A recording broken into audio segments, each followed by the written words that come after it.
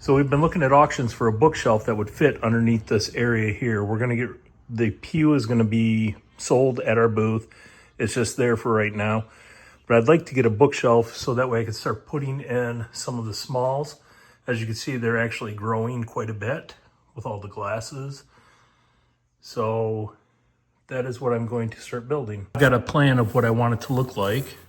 The shelf. I've got the dimensions that I need. And what I need to go pick up from the hardware store to complete that.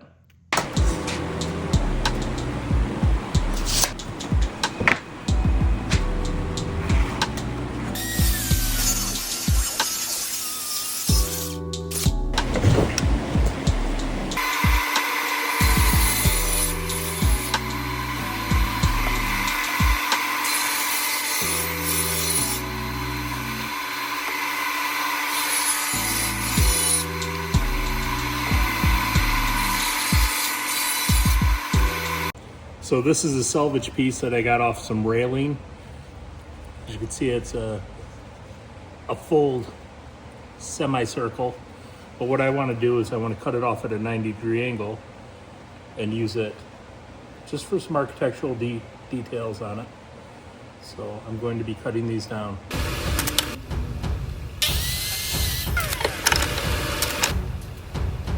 These are the two side pieces. And what I've done is I've already marked on one side where I want the shelves to lay.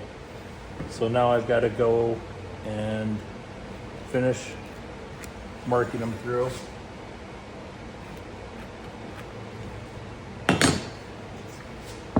Now by doing it this way,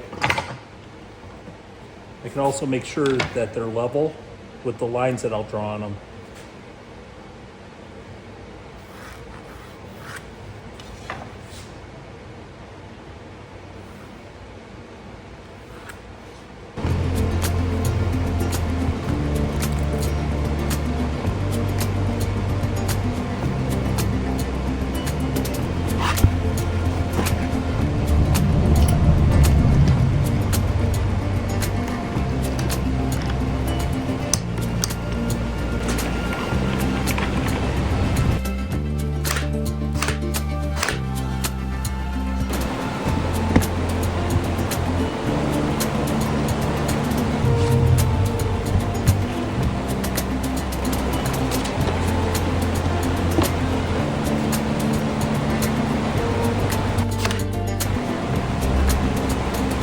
So I'm going to use this bead board for the backing for the shelf that I'm making.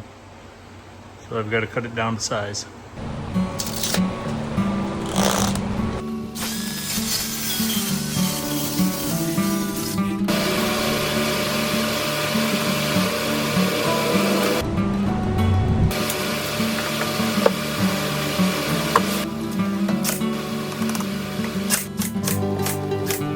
I've had this piece of wood for a while now, and I just think that'd look really nice as the top to the shelf.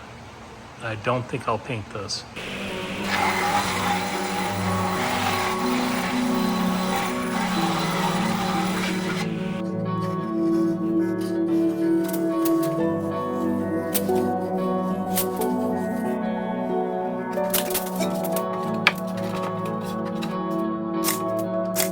All right, so this is upside down, but these are the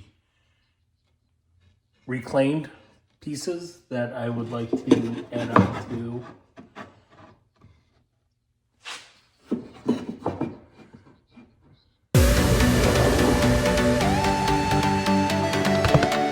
So this is just plywood, so I want to cover this up. I went and got some 3/4 inch trim. That'll just mount on here. I'll glue it and nail it on.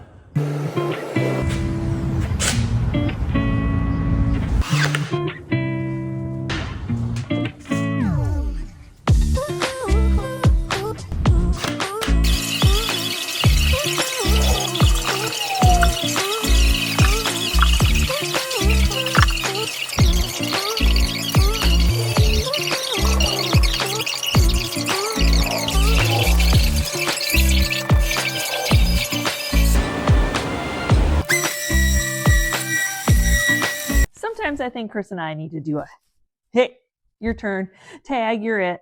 So I'm going to finish this off. He wants the stain. We brought it in here because we want to kind of match. This is where the area is, it's going. So he kind of wanted me to match this old wood, though it's just going to be sliding in there and not necessarily is he going to be using the top, maybe a little bit. So I was going to stain it to match. I'm thinking Waverly antiquing wax will do nice. If you can't tell, it's a poplar wood, which is kind of has that greenish hue. It's got wonderful rustic vibe going on, but I'm going to go ahead and go around it and tape off so I don't get his white paint. Waverly antiquing, Waverly antiquing wax. Though I'll probably water it down just a little bit because sometimes that can, the Waverly can be really fakey looking on dry wood like this. You know, when you can't find a piece, you build your own. I love that he used some of the salvage that we had in our stash from auctions that, you know, a lot of people can't see, you know, like you all watching probably can, what to do with those pieces. So like when you're trying to resell them, they're like, yeah, that's cool, but what do I do with it? You create with it. That's what you do with it. But not everybody has that capability, and they're wanting to buy a finished product. So I have a bucket of just a little bit of water. So I want to wet my rag down. And then I have the Waverly, you know, from Walmart, that Waverly. Y'all, we use that once in a while. So I'm just going to take the water a little bit and wet it all down because this is just very, very, very dry wood. It's easier to control if you try to wet it down first. If you already have it on there and it's already soaked in, it's a little bit harder to control. You can always add more. It's harder to take it off.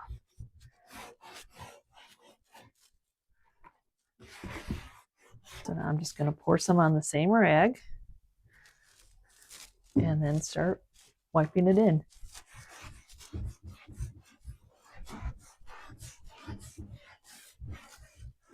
You know how wax is. Wax on, wax off. Like the Karate Kids. Oh.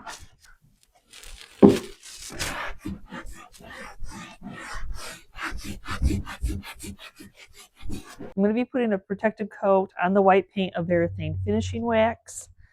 We always like the way that this works on our white paint like this. He's already sanded it, distressed it. This is just going to seal in those edges, you know, seal it all in, especially when it comes to white.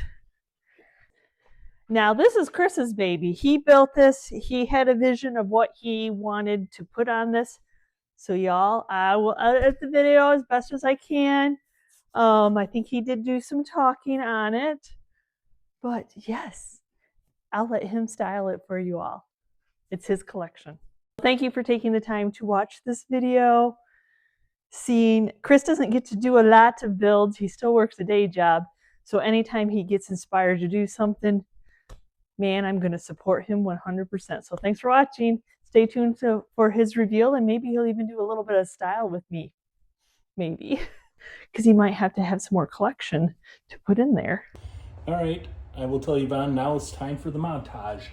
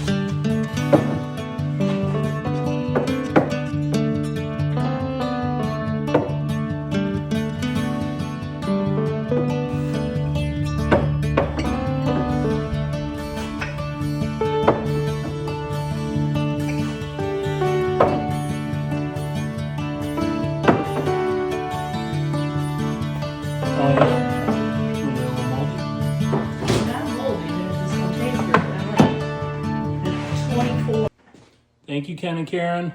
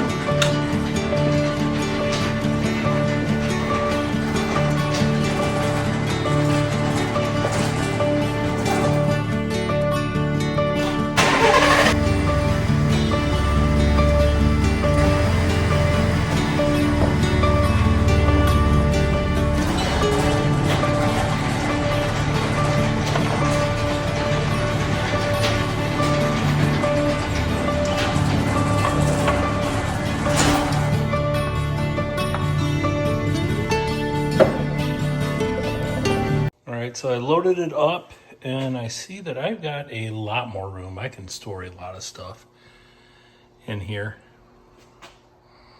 I did want to keep the gumball machine there. It kind of hides, you still see the cord, but it hides the mess a little bit. But yeah, there's quite a bit of space on that shelf now. Let me get everything turned on and I'll show you what the whole thing looks like. All right, so here is the bar setup in the garage. And you can see most of the walls are full. All my steins at the top. And everything lit up. When it really looks good though, is if you turn off the lights. You get that nice warm glow.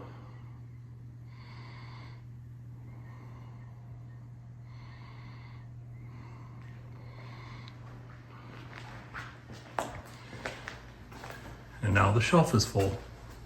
Well, like I said, it's not really full, but it's got everything that I have on it right now. So now I can start collecting more smalls.